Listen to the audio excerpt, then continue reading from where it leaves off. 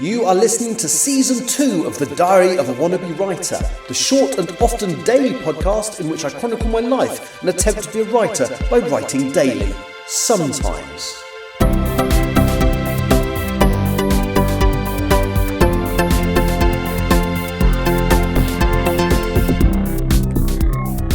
Hello, today is Tuesday the 15th of July 2025 and you're listening to The Diary of a Wannabe Writer. And I'm coming to you live from where there was apparently a chilling murder. I'm actually standing down in the kitchen. Well, they call it the patisserie, but it's basically the bakery of Bolsover Castle, where it is said that one woman pushed an illegitimate baby that she didn't want into the fire that cooks the bread. Yep, that's quite creepy actually, and it's also a bit of a lie. The lie is that I'm not actually at Bolsover Castle. I was and meant to record a podcast whilst I was there, and then completely forgot because I was so keen to get back to my car and do the last hour and a half in the car to get home that I forgot to record the podcast. So I'm actually recording it from my sofa. So sorry, I put a fake echo on there at the beginning. But yeah, I'm reading up on the place, and the first thing I'll say is there's so much to look at Bolsover Castle. So it's it's not far from Leeds, I think. I'm trying to look at exactly where it is on a map. We can Google it anyway. It was about an hour and a half from where I live in Northamptonshire. Sort of Leeds area. Absolutely, I think it's Derbyshire, yeah. Absolutely amazing. So there was a site of a medieval castle which was kind of came into disrepair. And in the 1600s, the site was bought and a new castle was built, and it's basically a stately home rather than a full-size castle.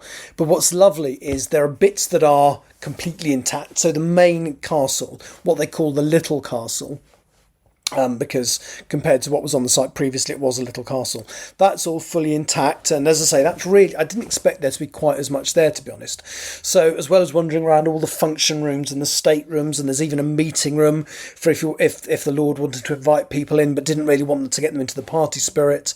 And then there's all the downstairs rooms. So there's the room where they used to they didn't kill animals, but it was the room where dead animals were taken and they would be gutted and prepared to cook. So the butchery, there's the kitchen where they showed you where there's two big fireplaces, one for doing things like soup and broth and cooking vegetables and that kind of stuff, and then the other one which was basically where there was a spit for an animal, whether it was a boar, whether it was a deer, some pheasants, whatever, they would all be cooked. And it's in the room next to that, which I believe they call the patisserie, which was basically where they made the bread. And there's this big oven with 3 holes in it. And the first one, there's no scorch marks around it, so they think that was used for proving the bread. So they think it wasn't kept as hot. And then the next 2, you can see scorch marks around it.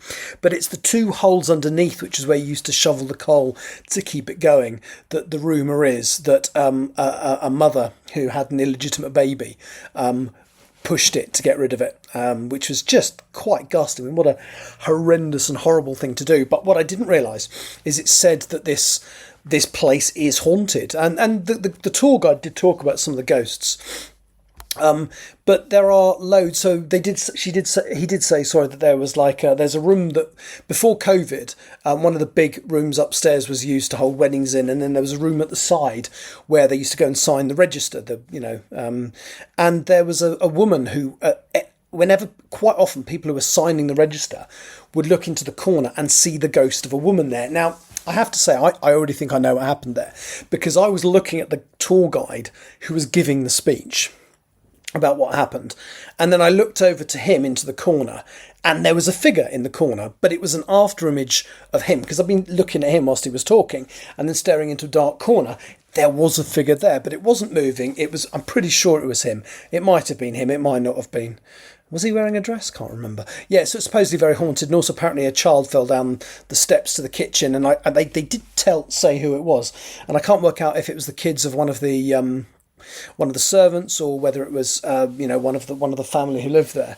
But it's absolutely fascinating. Bolsover Castle in Derbyshire, absolutely recommend it. As I say, there's also an old stable building, but it's huge. There are areas, there's an old stable building. There's the little castle, which is the bit you could go around, and then there's a ruined bit which was basically additional function rooms. Basically, the guy wanted to show off, so he had this enormous hall built for feasts and banquets, and it's just huge, although that bit's in disrepair now. But no, I really enjoyed it. So the tour guide took me on a 2-hour tour, and yeah, it was great. So now I'm back at home. I'm back in not sunny, actually, Northamptonshire. I was going to go to the bookshop to pick up a couple of books, but I couldn't find any parking near it, and there was queues for the little parking there is near it, so I'll probably walk in tomorrow instead. I still don't know when this hardback of Empress of the Trees is going to arrive. I did have a look on the lulu.com, which is the website of the company that are basically binding it for me. And it looks like it's not actually been printed yet. I could be wrong. But they do give you, it does say there should be a 2-week lead time on it. I'm literally just signing into it now to see if there's any more information on there. Yeah. No. My project, my style, I should really kind of have done this before. I'll do it later. So I don't know what I'm going to be doing writing-wise over the next little while. I still would like to do a podcast every day this month. Tomorrow is the middle of the month. And also, the other thing is, today is show, I think, 167, or it might be 168, but show 165, which I think was 2 days ago, so I think it was Sunday's show.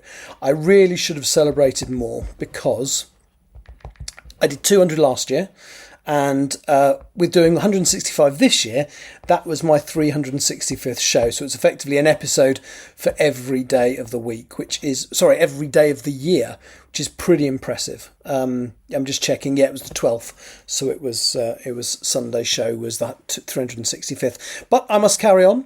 I've already slightly overrun my time because I thought I'd mention that little fact. So that's me done for today. I'll be back at some point tomorrow. I don't know whether I've done any writing or not, or what else I'm going to tell you.